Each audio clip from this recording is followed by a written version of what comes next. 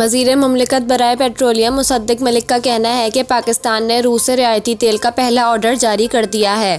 खबर रसा एजेंसी से गुफ्तगू में मुसद्दिक मलिक ने कहा कि रूस से रियायती तेल खरीदारी का मुआहदा हो गया है। पाकिस्तान को सिर्फ रूसी खाम तेल मिलेगा, रिफाइंड तेल नहीं मिलेगा।